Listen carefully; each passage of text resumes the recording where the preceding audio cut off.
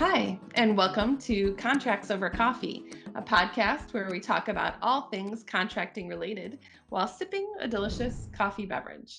I'm your host, Ann Baker, Senior Director of Partner Marketing at Icertis. And with me on the program today is our special guest, Ben Vanderberg. Ben is a Senior Technical Product Evangelist for digital media at Adobe. Adobe and the Adobe Sign Group are great partners of ours at Icertis, and we're happy to have you here on the program today. Welcome, Ben. Thank you, and I have my coffee in hand. Excellent. So now we like to start out this podcast with the same question of all our guests. Ben, what is your story? Sure. So I've been at Adobe for about the last 6 years almost. And one of my big focuses has been around helping customers with paperless technologies. How do they go from things that have been conventionally paper to be entirely digital? Whether that is going from magazines that have been traditionally on paper to the web and on tablets, to what has been more recently in the last several years, how to help customers transact business digitally and eliminate any of those habits of having to go file print and do everything electronically with things like PDFs and electronic signatures.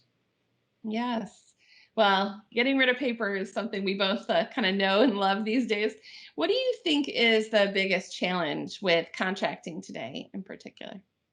Well, I think one of the biggest challenges is culture. I mean, you have decades and decades and decades of people doing and contracting a certain way. And when people have to change that, not everybody always likes change. So I think that that is one of the big reasons. Although more recently with things like COVID and stuff like that, it's definitely been an eye opener for many people to go, hey, maybe we do need to change. Maybe we can't depend on the photocopiers that are in our office to print everything out and review that, to walk over to someone's desk. Maybe we need to find a smoother, more electronic way to be able to work, especially if we're not going to be able to be in the same place. Yeah, I know Gartner mentioned to us recently that one of the areas they're getting the most inbound questions on is this area of contract lifecycle management. And I think a lot of those questions are being spurred by this recent move to everything having to be done remotely. And maybe contract lifecycle management was something they were thinking about before, but haven't moved forward with. And now they're kind of being forced to digitally transform their contracts. And it's a good thing, but it's one of those things that people are just kind of it's having a moment right now because of all the need with COVID, as well as just general move to making everything digital kind of going forward. So Well, well, mhm, actually, one thing that you can also think of there is also generationally, it's things have been mhm. changing Yeah, yeah. because I mean, you have older generations that may have been looking at a certain way to work, but you look at younger generations that go, "Why are you giving me a piece of paper? Why are you faxing this to me? Why are you mailing this to me? Can't you just email me or text it to me?" Yeah. So I mean, there's also those changes that are also helping accelerate some of those needs because people want to work digitally, and it's Mhm. only going to be more and more in that case. Yeah, I know we don't have many 10-year-olds in the workforce yet, but my youngest one last night was just having a fit because his teacher had given him a homework assignment that he had to write a letter to himself on paper and then scan it in or take a picture and send it in. He's like, this is ridiculous. Why can't I just type this? So it is funny that, just writing on paper was something that this younger generation is like, what? You're so old school. This is ridiculous. But you see the kind of change takes time. It doesn't happen overnight. And so to that same effect, where do you think contracting is going? Where is it headed in the future? Well, I think there's a few things that certainly are changing. First off, I think we're going to find less and less of people signing on paper. Hmm. Um, Hmm. Already that shift is happening, but people are realizing the benefits of that. that they that not only does it make it easier for their lives not having to print things out or scan things back in, but also it makes it easier for them to be able to track things and have all the complementary aspects of being digital. Part of the thing when you're working with contract management is that it's not just that point, it's every step before that and every step afterwards and every step going back and repeating itself. Mhm. So if you have people that are, uh, whether they leave the company, and you have a lot of institutional knowledge, tribal knowledge, that if you can, it's headed towards being more digital so that you don't have to depend as much. I mean, there's always going to be tribal knowledge and value of that, but you don't have to depend as that much to depend on your business continuity in order to do that. So I think that is one big trend, is just going entirely digital and making sure that the entire process end to end is a digital process, whether it's from the redlining, whether it's from the contracting, the negotiation, and the renegotiation during renewal. Yeah, it's a great point. I mean, sometimes people think contracting is just that signing on the dotted line, but you and I know just how much editing and terms, clauses, updating happens, and all the approvals every step of the way. Coordinating multiple departments and across internal and external organizations can be a lot of work. And so, definitely having that end-to-end vision and having digital tools that help you kind of speed it along the way are really, really critical. So, what do you think people would be surprised to know about contracting? Just how much people are old school. Mhm. Um, I mean, have spent the last several years working with large enterprise companies, and the biggest thing that I've always found is that, one, there are still a lot of people that work old school with paper and have very old ways of how they think of working. But one of the things that people a lot of times don't ask the question is, why can't we change this? Why can't we, do something different? Oh, well, it was always the way that it was. So Mhm. that's the way that we need to do it. And it is amazing how much a difference of asking that question can make within a company, because so often people are just like, well, my boss told me to do that, so this is the way that it's been done for the last 20 years. Why? Is there a better way? Is there a new way? And I think that's the biggest surprise, is just how much, whenever you go into an organization, there are always people that there's always paper, and there's always things that you go, huh, I thought fax disappeared 20 years ago. It's true. It's so true. And it is interesting, some of these larger enterprises will go in and a lot of times we'll find one department is the one that's like, this is broken. We're going to change this. We're going to do this better. And they're the ones who kind of spearhead, a contracting initiative in that group, that when other departments start to see it, then it'll Yep. trickle across the organization. So maybe it's just the sales side, or maybe it's, procurement, or finance, or legal, but contracts touch all these different departments. And it's really interesting when you see sort of one of those departments emerge as a real, innovator, trendsetter in terms of really overhauling and changing the way contracts are done, and then the benefits that they can see from it. So yeah, it's interesting when there are pockets of old school, and then pockets of kind of moving to digital, electronic signatures, electronic contracting, and just really kind of changing the way people think about it. So it's interesting. So, what is one contracting tip you wish everybody knew? One contracting tip. So I'd say a couple of things on this one. Oh no, wait, I only can do one. Only one. Well, you could. I'll let you bend to a couple if you have a couple.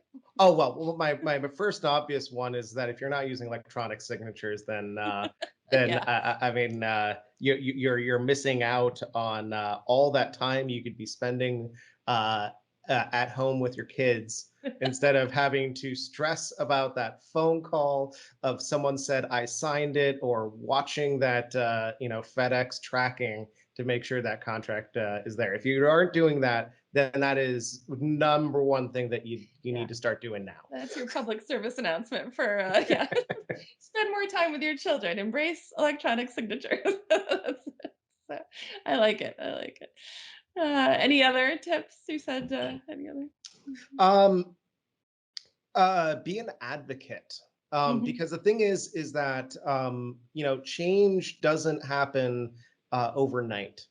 You have to get other people to work the same way as you do, and so be an advocate of some of these new ways of working, whether it's using e-signatures, even something simple as going, hey, why don't we try this out? If Mhm. you're not comfortable, we'll slow down a little bit, but why don't we just try this out? And then people can internalize that. It's the same thing with also even with like with redlining, Mhm. or any of the other steps of the contracting process. It can take one step and just go one step to simplify that. And that starts breaking down some of those barriers that are culturally sometimes so stuck in their ways. But you get them going, oh, this is a little bit, oh, I can do this. And it breaks down some of that technophobia that you Yeah. have. Yeah, it's so true. Baby steps, right? Baby steps. One little step will take you to the next one. So it's a great point. So switching gears a little bit from contracting over to you, Ben, Yeah. what do you think? We asked you a little bit about what people would be surprised to know about contracting. What do you think people would be surprised to know about you? Oh, well. So I guess there's a couple of things that are surprising about me. One, my uh, I actually grew up overseas. So contrary to my generic American accent, I actually grew up in Vienna, the city of music, which I've always thought was, first off, an amazing place to grow up, an amazing amount of culture you can just absorb just by sitting on a bench. Um, Only but imagine. the other thing is it just allows you to be able to appreciate how much things have come in society, but also how much things haven't changed Mhm. in centuries. And it's just so fascinating. I'm a big history buff when it comes to actual world history, or also technology history. And it's always amazing to just look back and see where things came from, and to today, and Mhm. how that impacts different societies. It's a big passion of mine. Do you ever get back to Vienna at all? Or? Well, right now it's a little bit tough given some of the travel restrictions, but my family still lives over there. Oh, okay, great. Very neat. And Ben, the last question we kind of have is what inspires you? What inspires me? Mhm. Um, so one of the things that when you look at something like COVID, there's a lot of scary change for a lot of people. But there's two things that inspire me. One, how people have been adapting and discovering new things that they didn't think were possible. I mean, even something as simple as this conversation that we're having right now over video conferencing. There's a bunch of people that would have never considered that. While now I have, aunts, uncles, grandparents that are doing video conferencing that you would have never seen them do technology like that. But it's also been very inspiring to see how even that has opened up new ways that people are either creating new companies, new technologies. We're working with one company that was around remote voting. Mhm. And the whole idea of that you're talking about decades and decades and decades of legacy of how people vote. Right. Yeah. And then you're going, Nope, it's actually going to be entirely electronic. And actually, in some ways, this could be better than what we had and have more traceability Mhm. than what we had. And that's a whole different concept. Yeah. So that's kind of neat. The other thing that also inspires me is also um, I was always very young in my adoption of technology. I loved everything that you could possibly have with a computer. I was always, absorbing. And when I look at what younger kids are learning right now and how they're learning and adapting, their education to online, there's a lot of negativity towards online learning, and some of it is definitely well founded.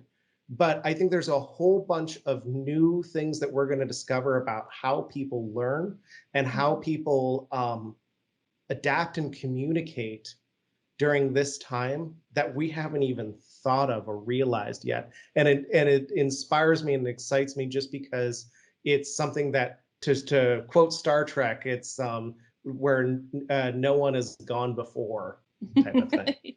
Yes. No, I totally agree. I mean, it's really, the change has been forced upon us. And as you mentioned earlier in the podcast, that can be scary. But it's really been kind of fascinating to see how people are adapting and how they're coming up with creative new ways to engage using digital channels. And so, it's forced us to get creative and look for opportunities and new ways to do business in this period. So I agree with you. That is kind of inspiring. It'll be interesting to see where it heads next. And if I could turn your inspiration into a shameless plug, we as partners actually recently did something a little bit revolutionary. We created a virtual coffee shop event called Accelerating Digital Sales with the 5 Cs. And we joined and teamed up with our friends at Microsoft Pros, and then it was Adobe and Icertis. And we while we can't go to coffee shops to network and learn quite as much as we used to with our friends anymore, we tried to bring the coffee shop to people digitally, where we had a great sort of interactive roundtable discussion with your company and our partners, and brought a concert in as well. And it was just a really great event. And we'll make sure there's a link here so people want to check that out and learn about how our products can kind of work together to change the way people are selling in this new normal. That's a great webinar, and we'll put a link to that here at the end of the blog that this podcast is associated with. So thanks for giving me an opportunity to mention that. And I think this kind of wraps up our episode, Ben. So thanks for your time. And for our listeners, we encourage you to visit the Adobe and Adobe Sign website to learn more. And we'll also put a link to the popular 5Cs webinar recording, as I mentioned, at the end of this podcast. So thanks again, Ben. Thank you.